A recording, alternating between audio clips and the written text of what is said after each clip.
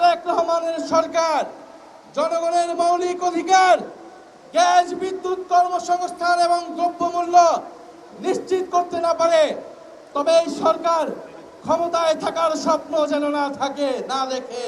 বর্ষা বিপ্লব সংগঠিত হয়েছিল 2024-এ, প্রয়োজন লাগলে 2026-এও হবে।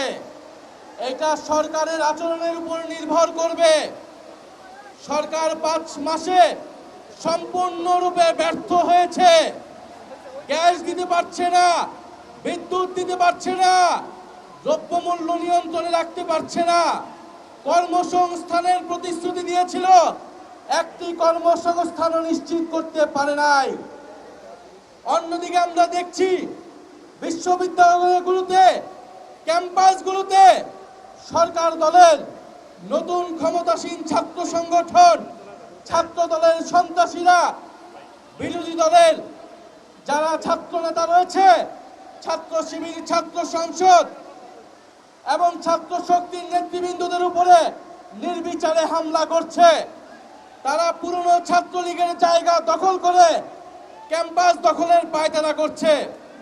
আমরা বলবো, জুলাই গণ অভ্যুত্থানের জুলাই যোদ্ধারা এখনো ক্যাম্পাসগুলোতে রয়েছে। কোনোভাবেই ক্যাম্পাসের দখলদারিত্ব কোনো ক্ষমতাসীন ছাত্র সংগঠনকে আপনারা দেবেন না। আপনাদের রক্ত ঝরছে, বাংলাদেশের মানুষ এটা দেখছে, বাংলাদেশের জনগণ আপনাদের সাথে আছে। এবং ঢাকা শহরের মানুষকে বলবো, আমরা দেখছি রাস্তাঘাটে মহিলারা মিছিল করছে, হাড়ি পাতিল নিয়ে মিছিল করছে, হারিকেন নিয়ে মানুষ নেমে আসছে, কারণ গ্যাস নাই এবং বিদ্যুতের বিল অপ্রয়োজনীয়ভাবে ভুতুরে বিল দিচ্ছে ঢাকা শহরের মানুষের উপরে। এই যে নির্মম অত্যাচার এই সরকার শুরু করেছে, আমরা জানতাম এই অত্যাচার করবে, কারণ গণভোটের গণরায় যে সরকার মানে না, জনগণের কোনো দাবি দেওয়া এই সরকার পূরণ করবে না।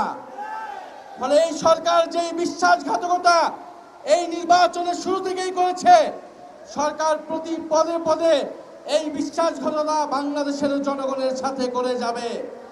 কিন্তু আপনারা, আমরা বাংলাদেশের জনগণ এই সরকারকে কোনোভাবেই এই ধরনের আচরণ করতে দেব না।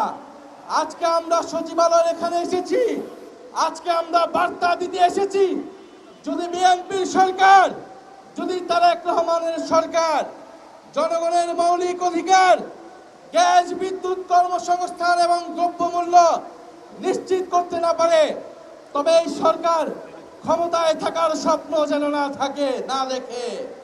প্রিয় জনগণ, আপনাদেরকে ধন্যবাদ জানাচ্ছি এবং সরকারের প্রতি বলবো, অবিলম্বে গ্যাসের দাম বৃদ্ধি করার কোন ধরনের পায়তারা করলে গদিতে বসতে পারবেন না।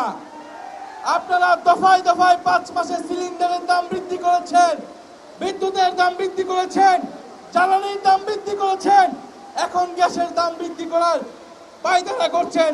এই পায়তারা অবিলম্বে বন্ধ করতে হবে। সবাইকে ধন্যবাদ। আসসালামু আলাইকুম।